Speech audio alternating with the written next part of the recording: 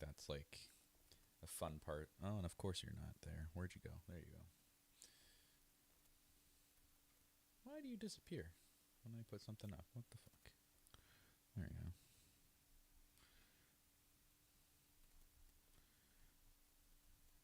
All right. Gotta retweet this. There it is. Retweet. All right. Let me make sure this thing still works. Yeah, it does. Hey, it worked. Let me go in here. Hello, Steffi. Hello, Isaac.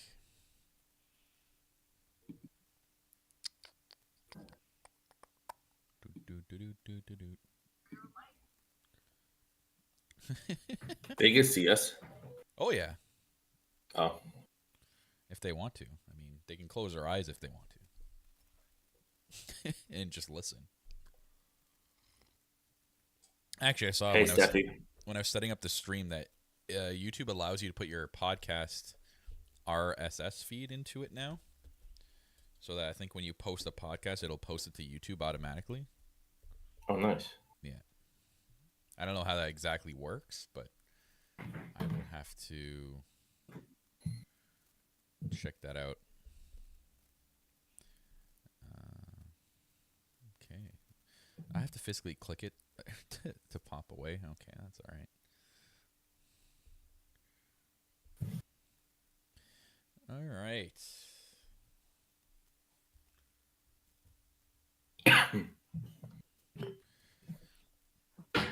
You're in church. We'll watch later. Have a great stream. Yeah, well, tell Jesus I said hi and tell him to check out the stream later. I'm not going to say what I want to say. Ready for the bowl? I'm just not going to say what I want to say. For my bowl of food later? You keep my mouth shut. Yeah. What are you, a Satan worshiper? Do you and your friends get in a Satan circle every Sunday? Who, me? Yeah. I only worship Taylor Swift. Oh. The candle's too far away for me to get. To some Christians, she is the devil. So. Yeah, Republican weirdos. Number 13, right? That's the devil's number.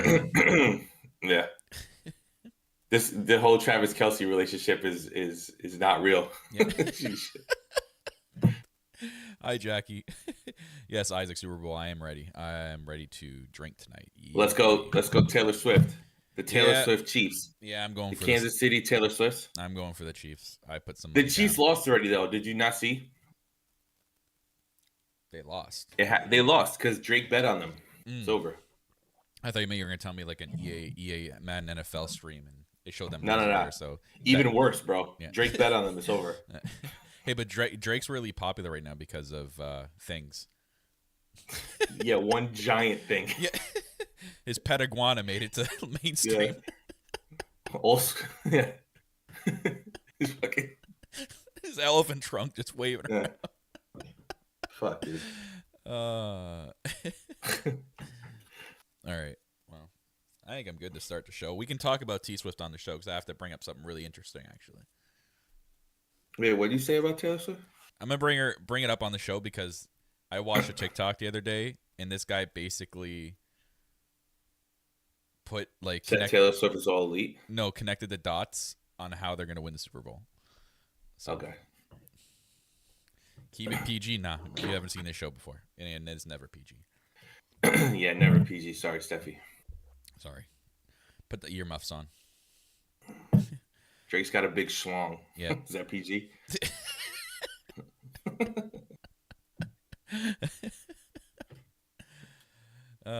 Man. All right, well, I'm good to go. I'm ready when you are. Yeah, I'm ready.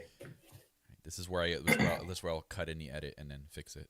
Let me wave at the camera so I know what part it's at. I'll wave at the camera. Yeah. What's up, everybody, and welcome to a special Sunday morning edition of Elite POV. Kind of a throwback to Good Morning Elite for people who've been listening a long time. I totally forgot about that show. Yeah, it was the best when we actually showed up because it was so hard to get up early in the morning.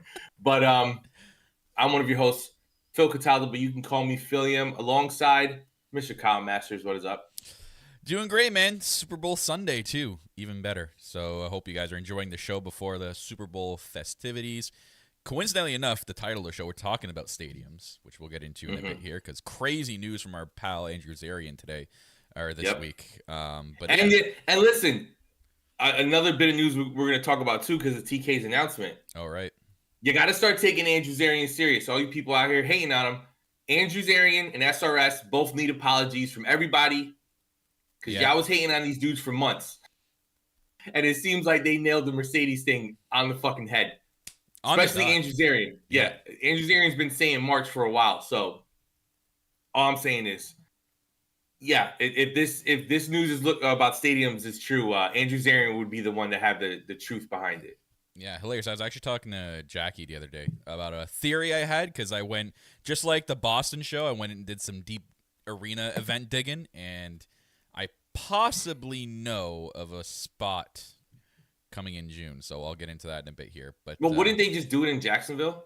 Maybe, or maybe once we get to the conversation, you'll change your mind. Okay. But yeah, so it's today's Super Bowl Sunday. Obviously, I hope if you guys watch Super Bowl, good for you. And I hope if you're from another country like Kyle, you're not automatically a fucking Patriots fan. Like fucking 30-something teams to pick from, and Kyle picks the most annoying one. So I think, funny enough, I think the Chiefs are starting to transition into that. Oh, of course they are, because they're the dynasty now. Yeah. But the Patriots were just annoying. The Patriots would like, oh, do you have a white receiver who isn't good? Cool, we'll sign him, and he'll catch for 2,000 yards. Like, oh, fucking great. And then the Jets will sign him 2 years from then, and they'll be awful. We've entered a new realm. That's what I was just gonna say. We've entered the Jets realm where we're just bad every year now. Now Belichick's gone. Now we're gonna be really bad every year. Yeah. I'm surprised he still hasn't gotten hired yet. I don't know. Maybe he's still contemplating like retirement or whatnot. But maybe he's waiting for the Jets coach to get fired. But yeah. Speaking of Super Bowl, funny enough, I mentioned this in our little pre-show. So I came across a TikTok that a guy basically figured out that the Chiefs are going to win the Super Bowl, and it all has to do with the number 13. Funny you asked me that. Let me go over the deets here. Taylor Swift's favorite number that's like connected to everything about her, 13. Right off the bat. Sure. Mm-hmm. All right. Well, here's some other connecting dots for you. Taylor Swift is flying from Japan, Tokyo, Tokyo, yeah. And she had a 6-star classic in the Tokyo Dome. Yeah. No big deal. And she is set to land in Vegas at 5 p.m. Vegas time tonight. Mm-hmm. The flight time from Tokyo to Las Vegas is 13 hours. Yep. There's another one. Taylor Swift will be attending. This game today will be her 13th football game. I've seen this TikTok. Yeah. I'm on Swifty talk myself. The Chiefs are playing the 49ers. 4 + 9 is 13. Mm-hmm. There's another fact for you. 13 is the big number. There was another one. I'm kind of forgetting it right now. Today, the day today, is February 11th, which is the second month of the 11th day. 13. Yep. The Chiefs and Taylor Swift are winning the Super Bowl tonight. And I guarantee you there'll be some sort of number 13 that has to do with it tonight. Usher's going to perform 13 songs. 13 songs, and it's going to last 13 minutes, so a minute per song. They're going to win by 13. Yeah. Mm-hmm. Oh, man. Anyways, back to wrestling. But like I said, reconnected back to wrestling. Taylor Swift did a week of shows in Tokyo. All 6-star classics. 7-star, 8-star matches. Yeah. She should have brought out Okada on her final night. That would have been sick, like Okada, like and her and Okada doing like the Rainmaker pose. Oh, Yeah. speaking of, man. Oh, I was torn up this morning seeing the last two I've seen the entrances clips. for Ospreay and Okada. Oh, man. Yep. Okada literally Yep. like in tears. Same with Ospreay after the match. And man, it gives me goosebumps, that entrance, man. I need you AEW fans to bring the same energy when it comes to this entrance, because I think that's what's also going to make Ospreay unique here is Yep. that part at the end, like near the end of the song where like the whole crowd said like chants Ospreay, and it just makes one of his entrance that cool, right? I know he's got to do a lot of slow walking to get to that part of the song. Maybe we can like cut it, but Well, they'll speed it up like they did Adam Cole's song. yeah. Which I mean, oh yeah, Brock Purdy wears 13. Yeah, but Brock Purdy is ass. Yeah. Act like he doesn't have the fucking best offense around him. Fuck the 49ers, bro. You know what? Taylor Swift aside, okay? Super Bowl Sunday, we can talk about this, all right? This is what I hate about sports, okay? As a fan of teams that suck, all right? This is what I hate about sports. Now, if this happens to my team, it's all fair game. But because it happens to your team, pisses me off. Christian McCaffrey was the best running back in the league for like a couple of years, right? Yep. Then, like an idiot, he's on the cover of Madden. We all know the Madden curse. We saw it happen to Josh Allen this year. And he's ass. Yeah, classroom time with me is back, Jack. So, Christian McCaffrey gets released by the Panthers. Just anybody can sign him. He's trash now. Goes to the 49ers, almost wins fucking MVP this year. They didn't give up anything to get this guy. Like, I don't want that team to win. They just come on. It's ridiculous, bro.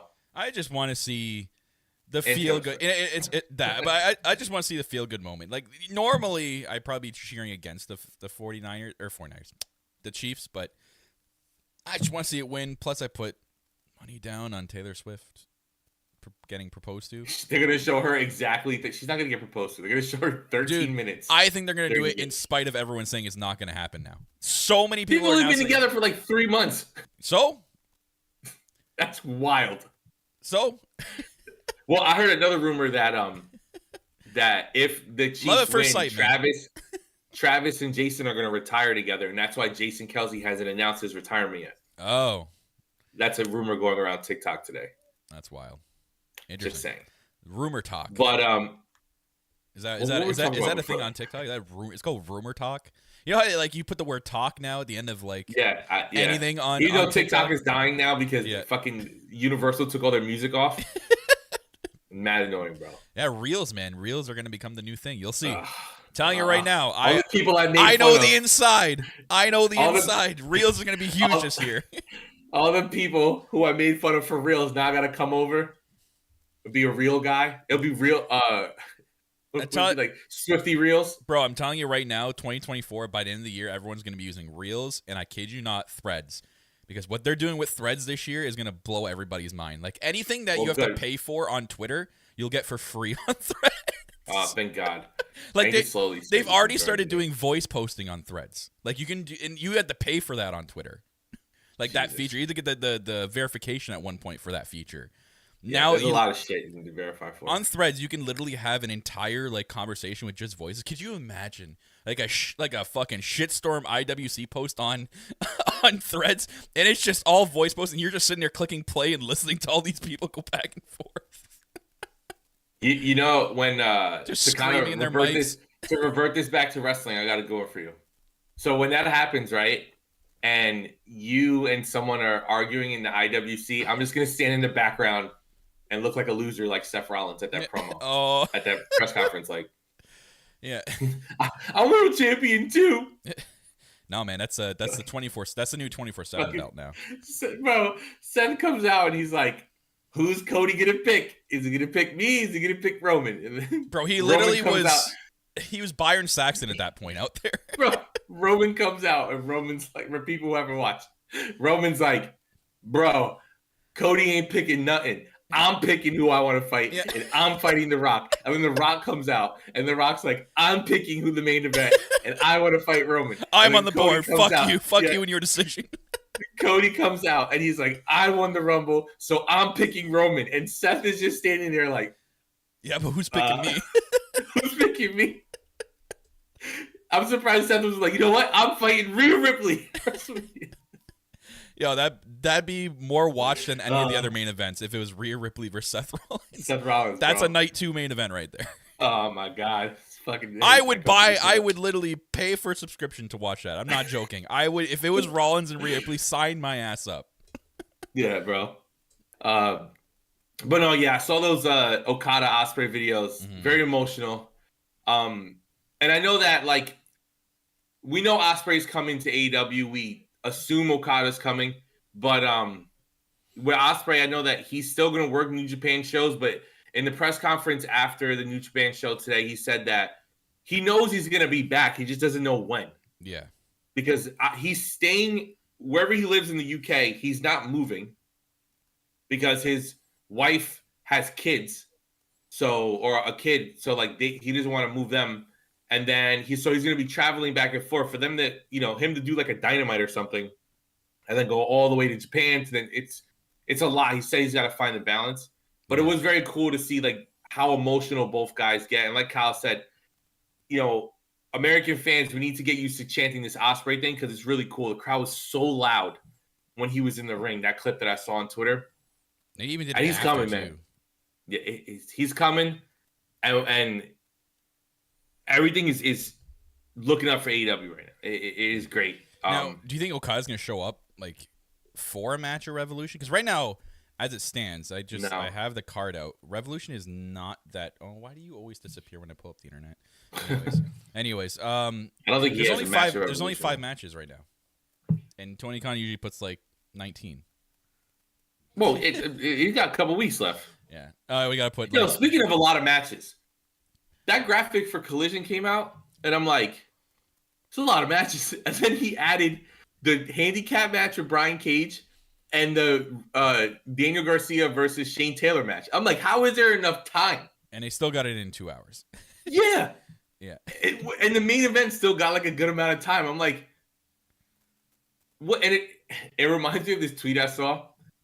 And we'll get to the announcement and the stadium stuff, but the tweet that I saw was this random idiot on the IWC is like, oh, I tuned into Dynamite to see the announcement, and like it's just match after match for no reason with no stories. And I'm like, what? Every match has a story.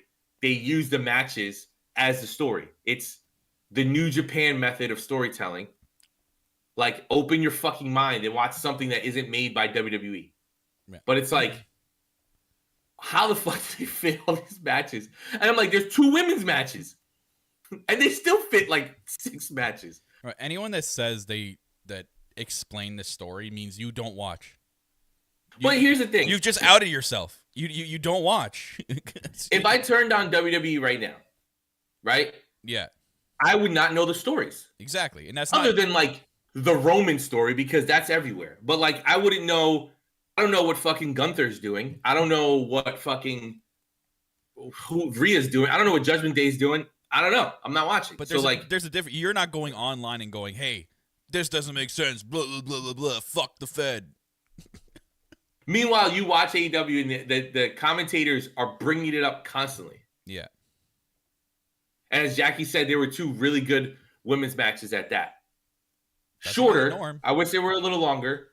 And there was a great sign in the crowd on Collision last night that said, give Aminata the graphic, for the love of God. I thought she had it right. I swear I thought she had it right. She didn't have a graphic. She signed, but she doesn't have the graphic. Okay, I missed but she's so good. Yeah. And she's like, the thing with her is she fits in. Queen Aminata, I'm talking about. She fits in with the main eventers. She's been in the ring with Thunder Rosa. She's been in the ring with Toni Storm. She just fits. Like it's not like, oh, this girl's clearly going to lose. Like if you're just turning it for the first time, you'd be like, oh, these are 2 equal standing wrestlers. Did you see that Renee thing with her? Oh, I was watching it before I got on here. It's like a 12-minute video. Yeah, like that spotlight thing. That's pretty cool. Yeah, it's up close. I hope they do that because that gives Renee a chance to kind of do those interview stuff that she used to do with the sessions. The interview she did with Renee made me teary-eyed. Jackie's saying in the chat. Oh, I'm up to the part where she's talking about when she started moving to America, because of course she's from Africa and stuff like that. So I'm just excited about her. Collision was awesome last night, as it's been. And AEW is just kind of hitting its stride right now. And before we talk about the big announcement, I do want to talk about the stadium rumor because Kyle has a theory and I want to hear it because I think it's going to be in Jacksonville. Why not just pocket all that money when it's your stadium? You know, especially if it's the first one, you don't know how it's going to. Yeah, I mean, that's why I put it as the picture. So, but I do have another theory. So I was curious, very curious, because I saw some people talking and saying, "Oh, is this going to be like the Forbidden Door 3 show?" Which, in reality, they could do a Forbidden Door 3, a stadium show, because if they plan on, once this all gets secured, if they plan on doing, you know, CMLL, New Japan, Stardom, you can build a pretty strong card. So if they're going to do a stadium show for Forbidden Door 3, they would have to, I think they'll stick to schedule and it'll be in June, right? And then you'll have your other one at August. I kind of thought maybe they could do All Out if they weren't going to do, now this ties into my theory, if they weren't going to do Arthur Ashe in September. If they weren't going to do that, here's my theory. I went and looked at Arthur Ashe, and I went and looked at stadium events for the month of June. Big whopping 0. There is nothing going on at Arthur Ashe. Yeah, but Arthur Ashe, that's considered a stadium? Well, yeah. They consider Dynamite Grand Slam a stadium show. Do they really? Yeah, and I mean, like, Andrew Zarian's a stadium show. Bro, but he didn't go into detail of, like, what kind of stadium, right? Because a college, smaller stadium is still considered a stadium. Right, and you can fit a lot of people in Arthur Ashe. What does that stadium hold? Well, college stadiums are massive. Like Penn State sits like fucking 100,000 people. So, I mean, Jackie's is technically a stadium. Like, what's the full capacity with the wrestling show that they did there? I think the first year they did something crazy, like 20,000 fans. Right? Yeah, I think it's like 20,000 because I think the first year was sold out, right, or almost sold out. Hilariously, you don't need that whole stage setup. If you literally just built like a smaller, tinier stage like they did for All In, so that way you can fit people 360, you can do a pretty big so I think show it's similar to the All In stage. It's just smaller, so it looks bigger. Yeah, like the what they do for Dynamite. Yeah.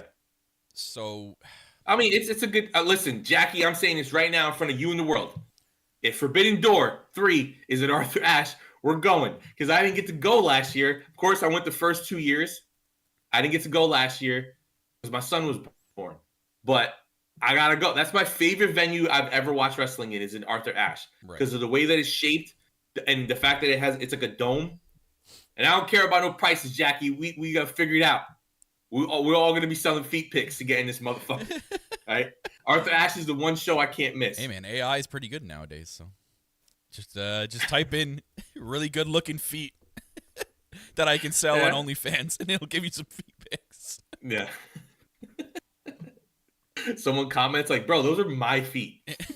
Like, nah, man. Chat GBT gave me these. Yeah, they made it. These are not. But I mean, it's a good idea, especially like the way that so many people have left New Japan. You would assume that a New Japan being involved with Forbidden Door would be like somewhere not in Japan, and maybe they'll save that for next year. Right. I think AEW this year is going to be incredible, but there's a lot of stuff they're doing for the first time. Like, we know we keep hearing or seeing reports, at least I do, where it's like there's this big deal coming between Warner Brothers and Discovery and something else. There's like a bunch of companies that are coming together. Isn't it I wanted to say ESPN, but I don't think it's ESPN. Oh, ESPN. Yes, ESPN. Okay. Yeah. So, and the weird thing is Disney is starting to sell off their assets. Like, Disney has so much stuff, but they might be selling ESPN off. So, feet of elite. Elite feet. Oh, that's funny, Isaac. But so we don't know what's going to happen with that, and we keep hearing rumors that if AEW goes to a hybrid streaming / cable system where it would be available on both, kind of like the NBA that's always is right been the now. Talk, though, right? Like they've HBO Max. They've been talking about that since HBO Max, those things. So like it's been talked about. But the NBA is doing it right now. Like if there's an NBA game shown on TNT, you can either watch it on TNT or you could watch it on Max. So I think that once they kind of figure out where AEW is going to land in that, and we hear this rumor of potentially 10 pay-per-views a year or 12 pay-per-views a year that are going to be shown on Max or whatever the platform is called when everything merges. Yeah. So we don't know exactly what's going to happen. I would, if they're going to do an overseas show, especially a show in Japan, I think that'd probably be like a year away. Just get it settled first. But I'm excited. I mean, I hope it's Jacksonville. That'd be sweet. As somebody who was lucky enough to go to Daly's place, like I get to sit there, like we're next to that stadium. Like I think it'd be really cool for them to have it like at home first before they do a stadium in the States. Like, yeah, I mean it makes sense. Like I said, totally got to pocket that money, man. Especially the weather, right? You're if it's like you're in Florida in June. Yeah, so like you're gonna luck out with the weather off the bat. It's gonna be really hot, but you're gonna luck out with the weather there. I've seen other people rumor, and what I said about Arthur Ashe, and I want to take that out of context. That's just me guessing and putting my opinion out there because I just went on like a weird hunt the other day and said, oh, well, maybe they could do it there. And that's just based off someone saying, oh, what if in September it's Forbidden Door 3 at Arthur Ashe and not Dynamite Grand Slam? But I mean, that's like 3 pay-per-views within a month. So I don't think they're going to do that. I think they need to start moving. Like, I think Full Gear needs to move out of November. Yeah. Well, I mean, if they're going to continue with World's End. No, but I like World's End at the end of the year, right? So I would put All Out in November, separated from All In. You know what I mean? And I would only do 1 pay-per-view in August, September-ish. Like, listen. That would be All In then. I don't like the back-to-back weekend pay-per-views, bro. And like, just because I'm broke. Here? I don't know, in the summer somewhere. I'll figure it out. In October. Yeah, I mean, it's. I call it hell in a Full Gear. I don't know, fucking. I thought it like it did feel after the both shows last year, it did feel like it took a little bit, not a lot away from All. They still did a good job with like building it, but it did take a little bit out of All Out last year. I remember like because I'm like, okay, we just had the big giant stadium show, and it's like, now we have a pay-per-view like a week away, and it's like, okay, that's. I think there needs to be separation. So. If they don't do Dynamite, this is why I think in the Arthur Ashe thing, if they don't do Dynamite Grand Slam this year, which is fine, no one's going to complain, just move All Out to the end of September. So that way you're at least giving like a 3 or 4 week breath between All In and All Out. Yeah.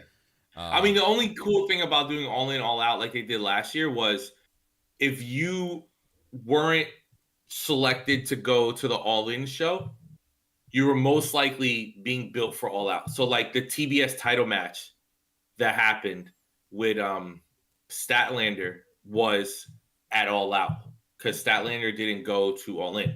So I mean that's a cool way of like, hey, yeah, no, it's expensive to fly everybody out there. So maybe you don't get flown out there, but you're gonna be a big part of the show next week.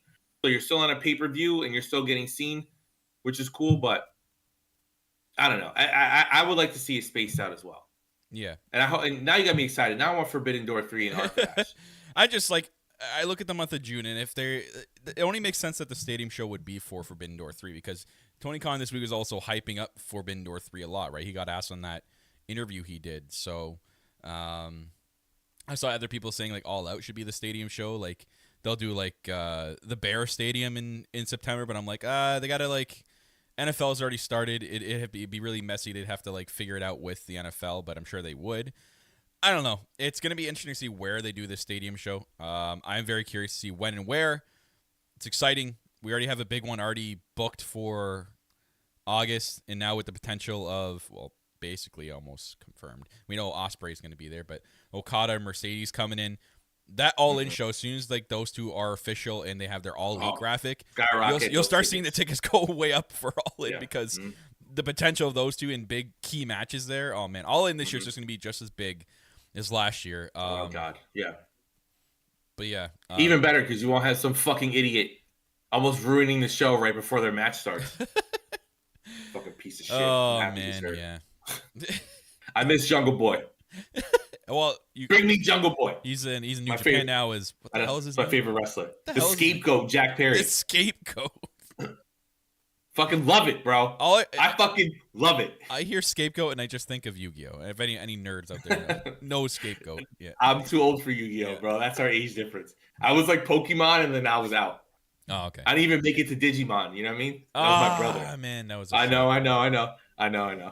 Anyways, I hear it all the time. So Isaac in the chat saying, "Do you guys think the reason that TK has been adding pay-per-views every month is because TK is trying to get a new contract deal with Warner Brothers Media?" So I think it's Warner Brothers telling him to add more, and he's just doing it to maybe get a even bigger deal. I think that their deal is already roughly agreed upon. That's my guess, right? I feel like you're not going to make massive changes to your company, like multiple pay-per-views that you were against in the beginning. If there isn't something where like kind of slightly agreed upon, I would assume, I don't know. I'm broke, so how do business decisions work? But like, I do think that as an AEW fan, I hope that there is a middle ground that they find, because I think a big issue with wrestling fans, all those years with WWE is there's too many pay-per-views becomes an issue, because you can't have 4 weeks pay-per-view.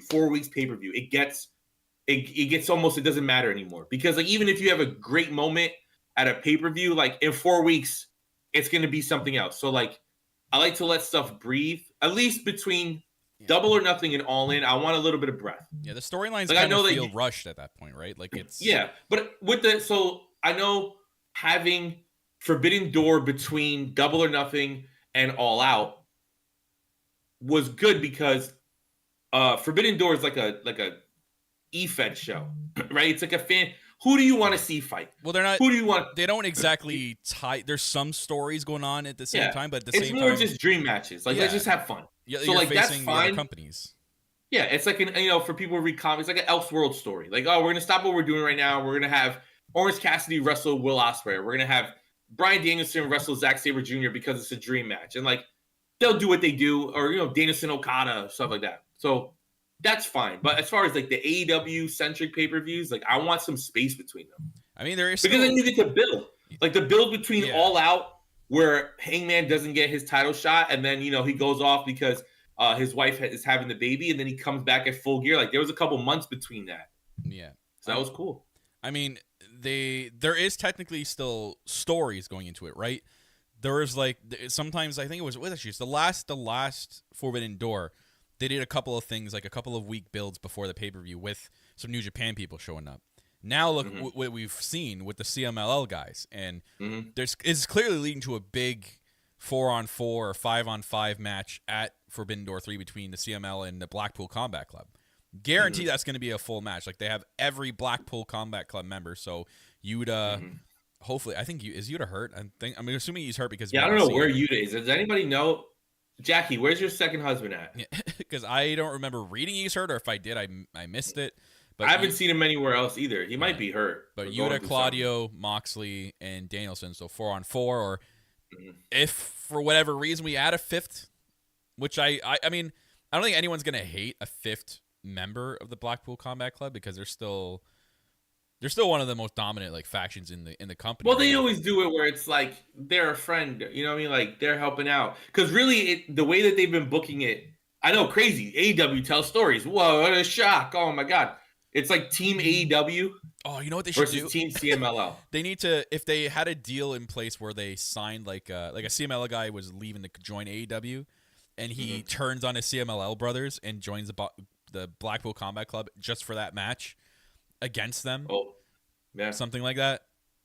True. Which they should sign Daddy Magic cool. #2. Oh, yeah. Dude, that popped me. The fact that you said that and then Moxley said it in his promo. Yeah, I texted that shit was too. that funny. Yeah, that makes sense. But yeah, so exciting stuff in that regards. But probably the most exciting thing in AEW for a long time is we get this Tony Khan announcement, he announces big business coming to the TD Bank Garden in Boston, but Boston spelled BOSS.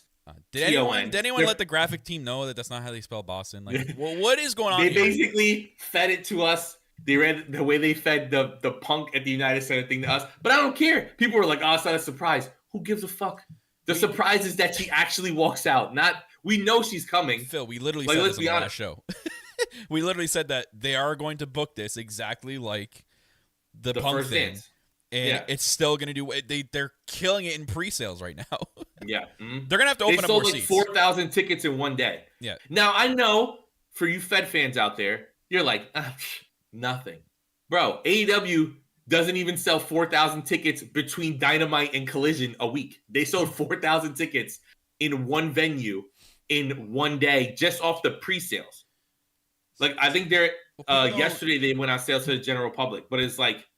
So I hate that argument for one, because clearly which is fine. AEW is not filled with casual fans. The WWE has always, even before this, they're able to sell these stadiums at the capacity that they're doing, because most of the fans are people that are just going to the event in their city because they've watched WWE at some point in their lives, and it's like, oh, let's take the family out because they're in our city. Yeah, 90% of the people in the crowd are kids, so let's go take the kids out and watch some wrestling kind of thing. Like AEW, you get a little bit of that, but you don't get it a lot. Like, it's all hardcore, like, fans like us who enjoy the product, enjoy the style of wrestling, are way too invested in long-term way too invested in long-term storytelling, which AEW does with almost every single feud that's going on there. It's more for the hardcore wrestling fan, and that's clearly there's not a lot of that out there, which is fine. So what they're doing with their stadiums is good.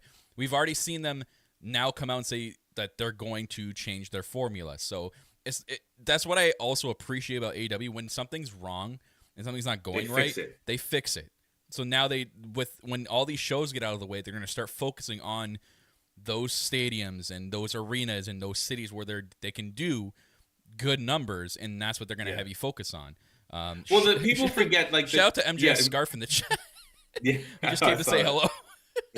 But the thing is, you got to remember what made AEW so special in the first few years were the crowd atmosphere, because you have a crowd full of diehards who were invested in the story, like Kyle said, so they know what they should be popping for, what they should be booing, and like, it's not just he said a funny catchphrase, so I cheer. It's like you're cheering for moments. Like we saw on Dynamite this past week with the incredible match, honestly my favorite match of the year so far, which is Swerve versus Hangman 3, where we saw a double turn, where the crowd turned on Hangman early because the crowd obviously wants Swerve to win the championship because he's so over. So it's like if you're just turning it on for the first time, you don't know what's going on. You're casual, like you're like, all right, what's going on? Cool, I guess. But like, to know where the story started and where we are right now, like with an arena full of diehards, like that pops. And that Phoenix crowd was awesome on Wednesday. Yeah, they're really good. It's just with big business. I'm lucky enough to get tickets. Shout out to my boy Rob for getting that for us. Brother Rob. Shout out to I'm thinking of, if you guys want it, doing like a travel vlog. We used to do travel vlogs on Elite POV when we went to shows and stuff. I think I'm going to do a travel vlog because I'm 3 hours away from the stadium. So I wish, Kyle, I wish you could all come.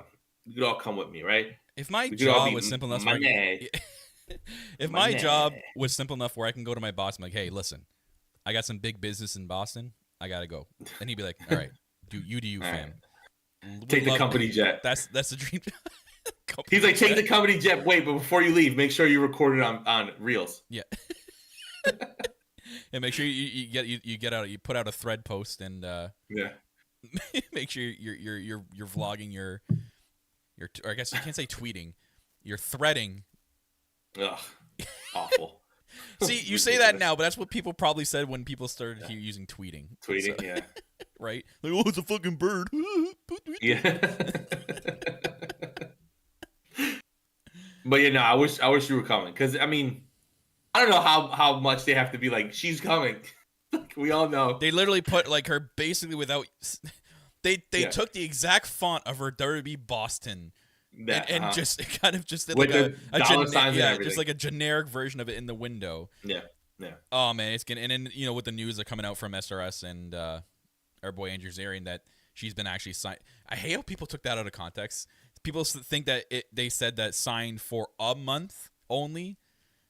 And no, she's been signed Stupid. for a month. Like, it's been a whole month. Wrestling fans are fucking stupid, bro. Yeah. If you're a wrestling fan and you're smart, know that you're like the 1%. Because wrestling fans are fucking dumb. Yeah, it annoys me.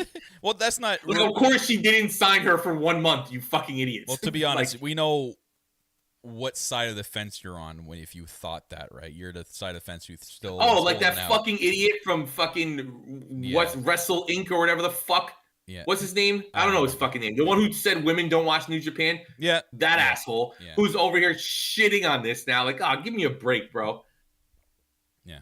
AEW is still a new company. This is what we forget. This isn't WCW that had like fucking years of existence.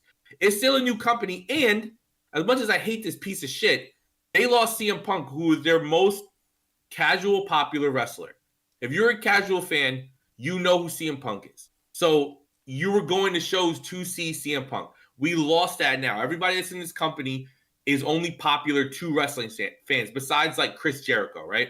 So it's like you're bringing in Mercedes, who's a massive star. Why the Fed did not give her the money she wanted, especially since they just got all this money from TKO. They got all this money from Netflix, like, and you're still not paying this girl what the fuck she deserves is beyond me. Yeah. But we got her now. Yeah. And she is selling tickets at a very fast pace.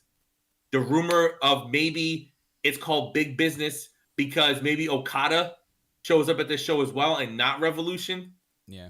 That's big a big deal, chance, like, right? It's looking like AEW is going to do one of these special shows. We saw it, like we said, with the First Dance. They do it with Grand Slam every year. Weekly television, but let's make it special and let's make it must-see. Big business can mean a lot of things, right? Like, obviously, it's going to mean the Mercedes because they're doing it in Boston. Like, yeah, there's no need to say anything more. No. They wouldn't have gone to this venue if they didn't have Mercedes. Yeah. Two, big business again can mean a majority of things. Obviously, we just said Okada. What if this is also the place where they announce Forbidden Door 3? Right, big business with other companies. They announced that Forbidden Door 3 is going to be CMLL, Stardom, and New Japan. For maybe holding out that they still mend that relationship with TNA. So I don't know. Because I still think, including TNA in that would be huge, right? There's a lot of people in TNA I'd love to see with matches in AEW, right? Just some of those dream matches would be sweet. So I don't know. It's just, this could mean a number of things. I think that night is going to be a very, very big episode of Dynamite. Tony Khan's gonna go wild and buy like an hour of runtime after, like, overrun. But yeah, it's gonna be awesome, and we already see like I guess you can call it the Mercedes effect coming into the company, or because now with the two women's matches every night, which is fantastic on Collision, which they deserve. I hate how it needed someone like this to come in for it to happen, but it is what it is at that point. We just got to move past that. I'm glad we're just getting it now because. There are, if you're looking at it, and if you're a true AEW fan and watching, there are multiple women's stories going on at once right now. Oh my God. Lots of stuff. So many. Yeah. So many. And you don't sit there and be like, there's so many. You have Toni Storm and Deonna. You have Toni Storm and Mariah May in the background. You have fucking Willow and Chris Statlander. You have the breakup of the Outcast. You have what the fuck? I blanked her name. Julia Hart and Sky Blue. What that relationship has turned into. You have Julia Hart and Sky Blue versus Statlander and Willow. You have Thunder Rosa's redemption story. You have Serena Deeb trying to take over the world. Yeah, essentially the redemption story. And like Queen Aminata trying to get her full-time contract. And you have, because they were mentioning on commentary, like, when is Queen Aminata going to get her major win? Because she gets so close in these matches. But she loses, but she's highly competitive. So, like, that's the story they're telling in the background. Right. And it's like, and you have Deonna there. Like, I'm sure her story's going to expand. And then you still have, like, Mercedes coming in, Britt Baker coming back, and Jamie Hayter coming back. So, like, come on. There's going to be a lot of stories going on. And, like, what was up with that? The whole note thing with Ruby? Ruby. Yeah, so the story is, like, Ruby and Angela Parker. Like, do you think that note's from him? Or maybe another woman. Right? Maybe Ruby. So it seems to me that they're building a tag division for the women. I mean, more women are coming in. We just forgot about Camille coming in. Yeah. Possibly. The other girl from this basically confirmed. His first name Megan. Oh my god. Oh, Megan Bain. Yeah, Megan Bain. Well, she supposedly she's already signed, and they sent her to Stardom. But whatever. But like, yeah. So I don't know. You have Megan Bain coming in, like, but it seems like they're setting up a tag division, Right. because a lot of the women's stories revolve around tag teams. I mean, You know, and when Ty comes back, I'm sure they're gonna put her with Anna. Couple of ROH if girls, there is like, a tag division. the story that's going on between the whole Athena, Nyla Rose, Billy Starks thing that's going on in Ring of Honor is so good. Yep. And there's a they're reason building Red Velvet, like, exactly. But there's a reason that people are always talking about the Ring of Honor thing, because if you haven't, do yourself a favor and do some deep digging. Maybe get Honor Club and go watch the whole story with Athena with the Minions thing. Is some of the best work, and Athena deserves her flowers. And I pray to God that the Mercedes effect comes in and this transitions to AEW TV, because if she's this good at doing a story like this on Ring of Honor, a show that, let's be truthful here, not a lot of people watch. It's compared to Dynamite and Collision. Athena can do what? Imagine just her doing a story like that, like against Mercedes, man. Like, that could sell. Like, that could be a huge main event, co-main event type match at a pay-per-view if it is even for a title between Mercedes and Athena, and that's a fucking match I want to see 100%. Oh my god, so good. Yeah. And for people, if you don't want to get Honor Club, before Athena and Billy Stark's match at, was it Final Battle? Yeah, at Final Battle, AEW comes out with these like 2-hour-long videos that will show you every clip of the storyline, and that's on their YouTube channel. I forgot what it's called. Anybody in chat, if you could kind of figure that out. But their entire storyline up until their match at Final Battle with Athena and Billy Starks is up there, so you can see just what Kyle's talking about, because it has been incredible. Yeah, and it's still really good. And I think with Ring of Honor, there's like 4 women's matches a week. What's about, if you're a fan of women's wrestling, you should be watching Ring of Honor, especially now that TNA is going through a management change, and we don't know what TNA is going to look like after this pay-per-view that they're about to do. Yeah. Because they did give their employees the opportunity to talk about buyouts if they were upset that Scott D'Amore. What the hell is his name? Scott D'Amore got fired, which is bullshit, by the way. What the fuck is that, TNA? That was, Anthem, right? Anthem. Like, what the fuck? They basically went over his head and said they don't like the direction that he's taking the company. And he wanted to spend money, and they didn't. So he was like, cool, I'll buy the company for you. And from what's being reported, it was a legitimate offer that they would have accepted. Like, it wasn't like, I'll buy it for 10 cents on the dollar. Like, he made a legitimate offer that someone would buy. So, and then they said no, and then they fired him. So, hey, we don't know what the landscape of TNA is going to look like in 6 months. So, like, if you're a big fan of women's wrestling, which I am, there's a lot of great women in TNA. Yep. So Ring of Honor is building that division really strong. They're building up this tournament for the TV title for the women, and there's a lot of great. And then that's where you test stuff out. AEW's biggest issue to me, there's so many new talent that you have to get over with a American fan base if they're from overseas and stuff like that, or from other countries or whatever. But it's like Ring of Honor is perfect because it's taped at these Dynamite and Collision shows. Yeah, so you can get the reaction. You can kind of gain what how they're going to do on TV, right? Because especially if they're signing someone from an indie company, or even across the seas, they're not really accustomed to how things work on TV. So that's where you use Ring of Honor as like the testing ground. It's like, and it's still shot for TV. Like it's shot like a TV show. Like it's not shot any different than Dynamite or Collision is.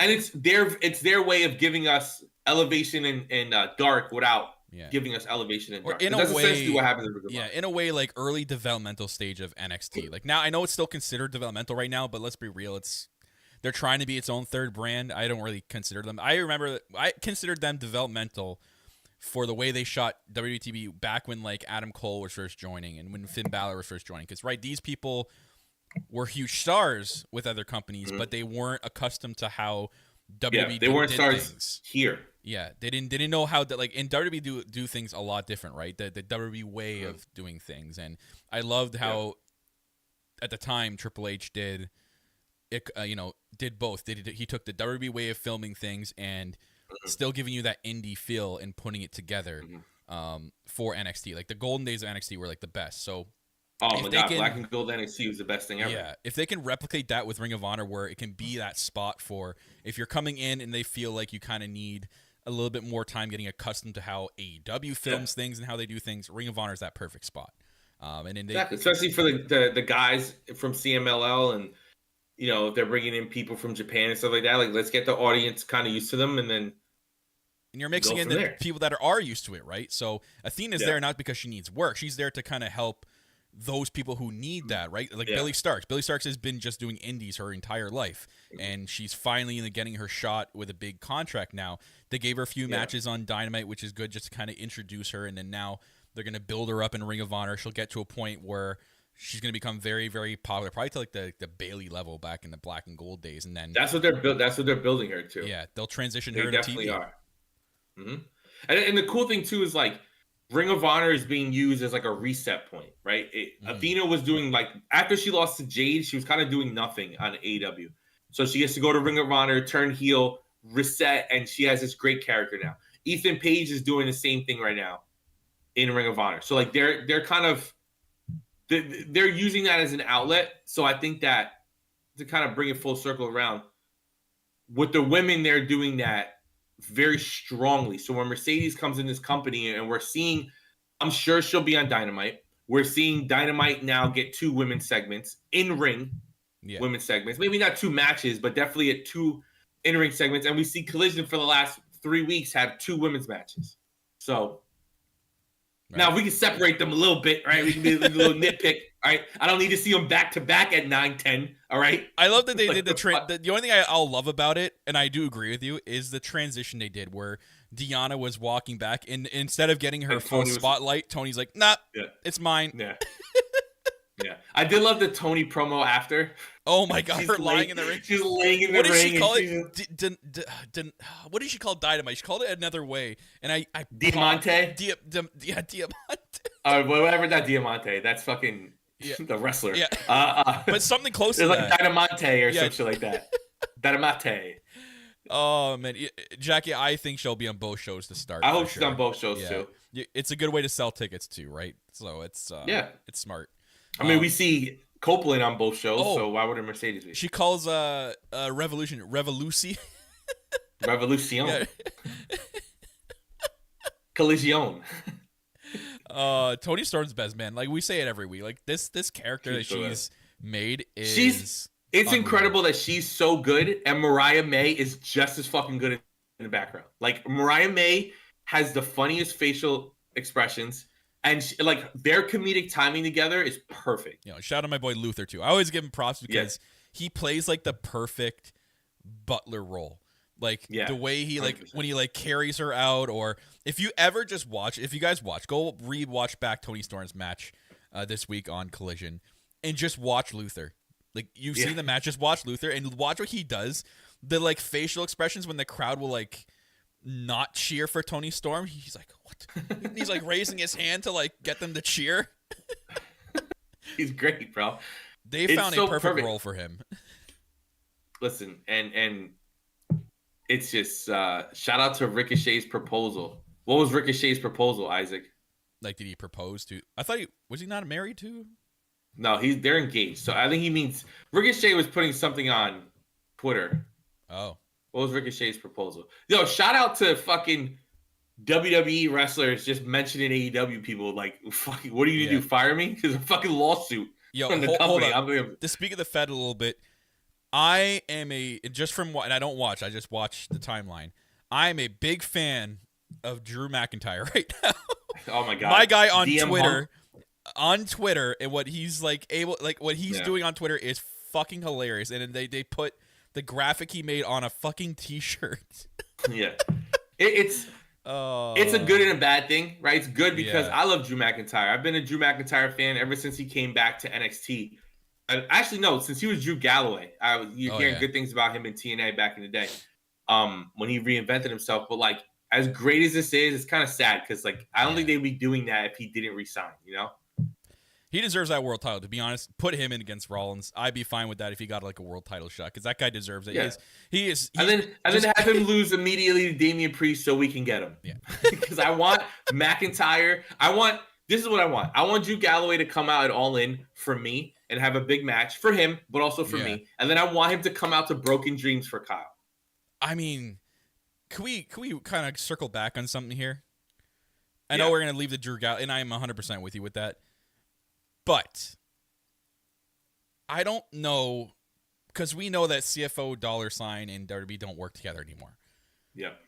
Now, when the news came out about Big Business, Mercedes took to Twitter. The first thing she tweeted was a chorus or a bit in her old theme song. Now, we can take that as it is. We can take it as, she's just taking the one partner song that fits the situation. Sure, I agree with you there. I'm also on the other side of the fence where I'm like, did Tony Khan put the money up and buy the song?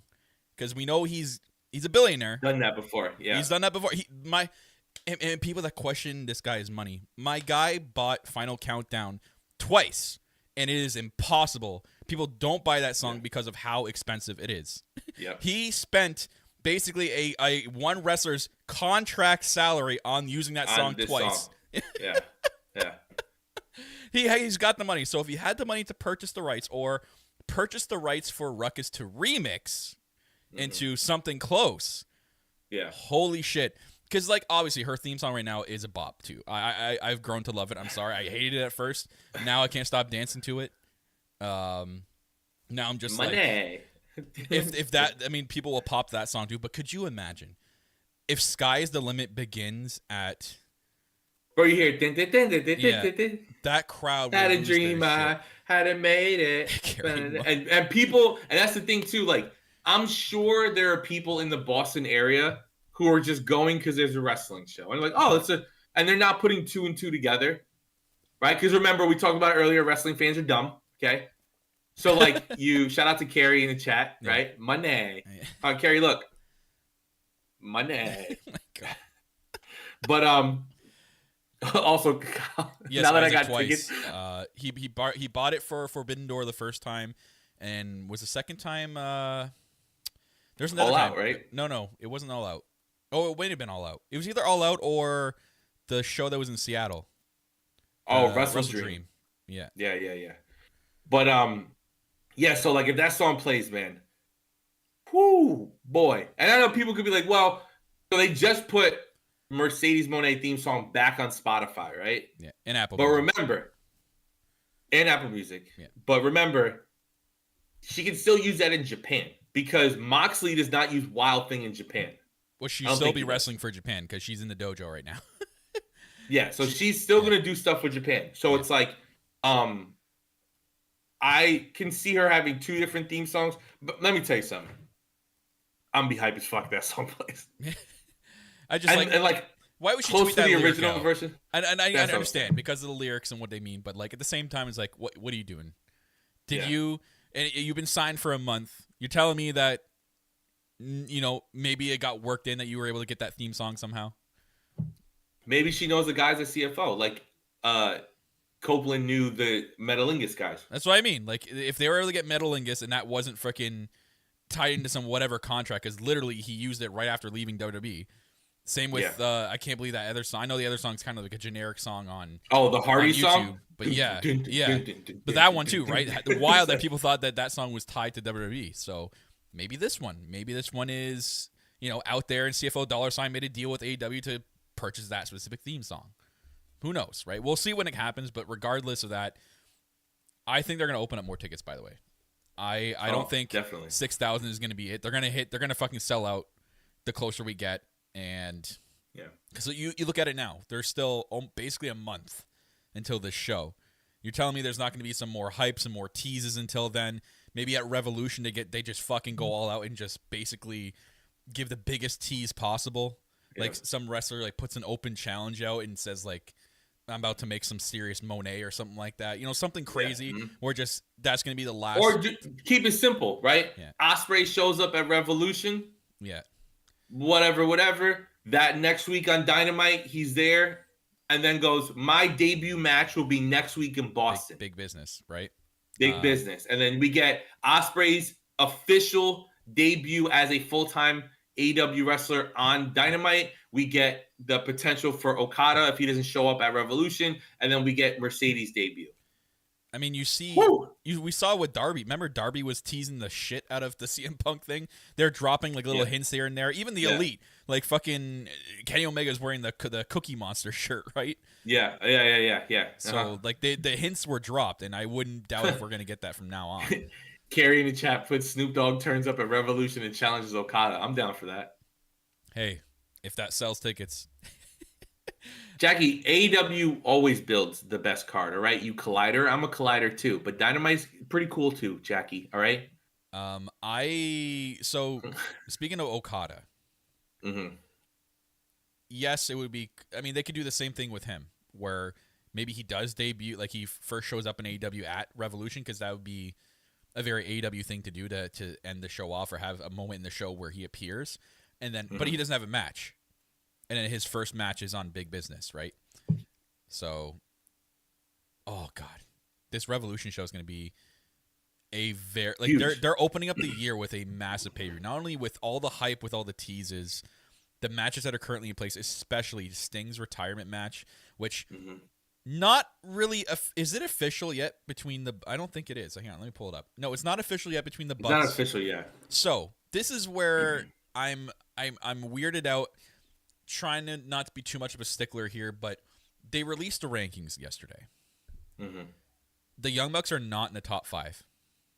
And they said they're going to earn their spot. This is what I mean. There's two people that are on the up, so they would have. You would think that they would need to beat at least 3 of the people in the top 5 to get up there, right? Because these other teams are winning as well. So it's like, how are they going to get this in where the Bucks, or what I thought, because I was sitting there thinking about it, I'm like, oh my god. I know exactly what they might do, and if they do, they're going to get the most serious heat ever. They're going to put themselves at number 1 because they're the EVPs and they control the company. They control the rankings, right? Ain't nothing wrong with that. Their characters are great. Right? It's going to be like the week before where like there'll be a number 1 contender that's not them, and they're going to be like, nope, we're the EVPs. We make the decisions. We're going to take that match. Dude, the heat that they would get for that would be fucking hilarious. And shout out to Sting and Darby for winning the tag titles at Dynamite this past week. And I think Kyle said it last week on the show, which was the best any legend returning has ever been booked. Sting in AEW. And I know Sting, it's being reported that Sting didn't want to win the tag titles, but I'm happy he did. Right? Him and Darby are undefeated as a team. Sting's never lost since being here. Give him the championship, and then he's probably going to want to go out on his back like a lot of the older legends do. So you leave the company with these massive heels in the Young Bucks. Yeah. So. Yep. Isaac, I think we're just going based off what we said. I think Mercedes for sure is going to be there, and whether they do Ospreay and Okada there or they show them before and they book their matches for then.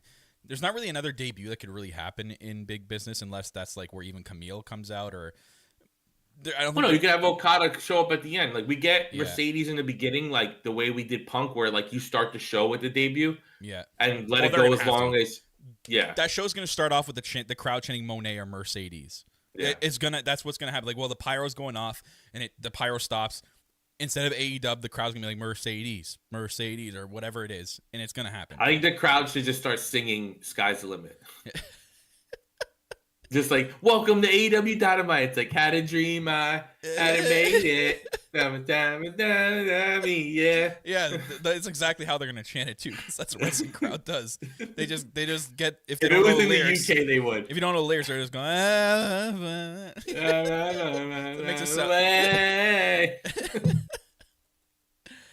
like people with Judas still. Yeah, ridiculous. Anyways, I don't know. It's just a very exciting time right now. And I'm happy Sting and Darby are tag champs. I'm happy we got the belts off Ricky and Big Bill. I want Big Bill to get a push. Big William. I want Big Bill to get a big push. Large William, he's fantastic. And he is like 10 feet taller than everybody else in this company. Yeah, that was a sick, clean reversal on, was it Dynamite? Yeah, Dynamite, where like Was it Darby did the was it Darby? Yeah, Darby. Was it Darby? Who did the tope on Big Bill, and he transitioned it into like a black hole slam, like an easy, clean, Darby. it was Darby. So it was an easy, clean transition. Yeah. But listen, anyways. The best news you can get coming out of Dynamite, Sky Blue gets another Dynamite match this week. That's all I'm saying. Okay, we get Sky Blue returning. That's the big business. Yeah. Jackie said earlier in the chat they need to build this card. Sky Blue in every match. Yep. Sky Blue versus Brody King. Sky Blue versus Cash Wheeler. That's big business. FTR doesn't work Wednesdays. Big business. FTR doesn't work Wednesdays. They need assurances we don't work Wednesdays. We don't work Wednesdays. FTR at the bottom. Yeah. Jackie's like, I'll take 2 of those, please. And on the back says, I'm a collider. I'm a collider. Yeah. Where my colliders at? If we bring the shot back, we're making collider t-shirts. I don't even care. Hell yeah. Can't have cease and desist. That'd be cool, Isaac, if Britt Baker comes back from big business. Listen, here's my my take on Britt Baker right now, all right? All right. The fact that the fans have turned on her pisses me off, all right? A lot of people call her Charlotte. She's won the title once, okay? One time. And she has said it in multiple interviews, and I agree. A lot of the women in the company were not TV ready. Incredible wrestlers, but were not TV ready, especially when the direction of AEW at the time was to be more like WWE. So TV ready was a big deal. Now, since Britt has been out, there's multiple women who are TV ready. So, and you're bringing in Mercedes, who is the ultimate TV ready. No one's more TV ready than her, especially in that company, male or female. So you bring back Britt and you fucking get this ball rolling. Yeah, we never got Britt Baker versus Jade, which pisses me off. Yeah. But we can get Britt Baker versus Mercedes, Britt Baker versus Mariah May, Britt Baker versus Deanna. Oh, I think that's a huge match. That's a big story. Like that's a big match in the works. Gotta be between, because there's a history between those two. So it's gotta be. Yeah, they're best friends. It's gotta be in the works. I mean, like look at they're doing with the Tony Storm and Deanna thing too, right? Because they live together. They had the same tattoos, and they're really this Revolution match is gonna be big. And I'm still on the side of I still don't know. Even if we did our predictions today, I don't know who to pick. I can literally as of this moment, I can see it going either way. Because Tony's been champion since Full Gear. She won. Yeah, I think. But either way, like it's still. Even if she won it 2 months ago, I'd be like, oh shit, maybe they will transition it to Deanna because Deanna can do some good things. We've seen what she did with the Impact or the Knockouts Championship. Yep. And she did excellent work with that. So we know that she, when she does eventually have a belt here, she can do great work with it. And she's getting over with the crowd. Like she's holding her own against the most popular character in that company, which is Tony Storm right now. And she's holding her own and she's getting cheers. She's got her finisher over, which I'm happy she's doing that version of the armbar, the double armbar, instead of just a regular armbar. Yeah. Because she did the regular armbar in TNA for a long time. But I think multiple people do armbars in this company. So it's like, let's give her the Venus de Milo, which is it looks incredible. Oh, yeah. Sorry, I blanked out for a second. I'm like, what is he talking about? I'm like, oh, yeah, shit. Well, she used to do the Fuji. Yeah, that's what I was remembering. Armbar? Yeah. Yeah, the single armbar. Yeah. But multiple people do that armbar in AEW. So, like, especially when you bring in, like, the Japanese talent, they do that too. So then now you have her do the Venus de Milo, the double armbar, and it looks fucking dope. Yep. Looks so good. I'm pumped. But Jackie's pumped in the chat. Shout out to Carrie saying Britt is the most selfless person and she is taking a backseat to give her time to shine. People who turn on her are fickle and assholes. On top of that, fuck them. Turn on Britt Baker. How dare you? Britt Baker was the champion.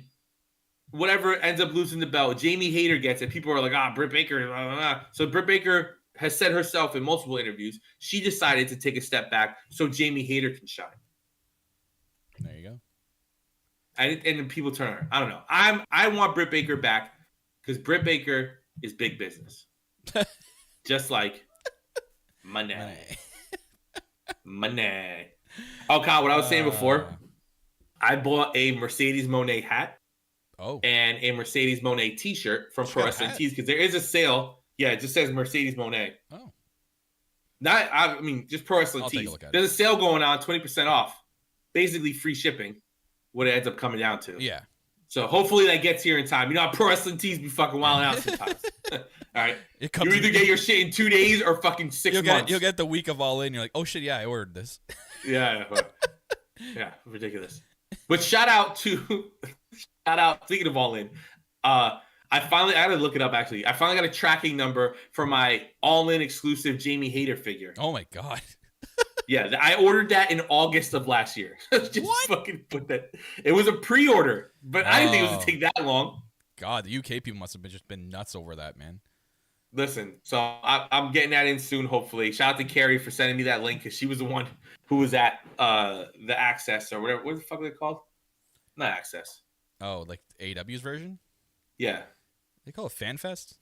FanFest. There you go. She was at FanFest and sent it to me. I got my Eddie Kingston 1 of 3,000 figure before I got my Jamie Hayter figure, and I ordered it almost a year later. I got a lunchbox at FanFest. That had Cody on it. Yeah. Cody was gone for like a year. It was like AEW's like 20. I think it was from like 2019 too. Yeah. Mm-hmm. Like I think the picture on the front was from everyone in 20. I think they added Sting to it, and that was it. Yeah. Hilarious. But like all the models on the front were like all their 2019 models. Yeah, it's ridiculous. But yeah, anything else you want to bring up before we get out of here? No, I think we're pretty much done for today. We talked pretty much everything that's going on right now. I didn't really see much else. I saw like some random, like Tony Khan basically got asked about his spicy tweets and why he does it. And he goes, I have a great connection with the fans, so it's a good question, but I think we've been able to build real engagement at times, and I think they're tangible proof of that. I believe 3 out of the last 4 Wednesday night Dynamites have beaten the NBA on ESPN straight up, and we've had great success connecting with our fans. So I think what we've got is going well. So basically, he's thinking that it builds a good connection on Twitter. I'm like, sure, but at times I'm like, sure, whatever. Yeah. Relax. There are some tweets where I'm like, okay, that you could have just said nothing. I do like to see him flame fans though. Oh yeah, that's with facts. Yeah, with facts. But he pulls out the receipts. He's like, actually, we were at 2.6 demo in the 9:00 slot. That's the number 1 time of all time, actually. Yeah. So cage match or cage site or whatever the fuck that is, shut up your ass. No, cage matches, they're good to him. I know. They just don't want the fans to fuck.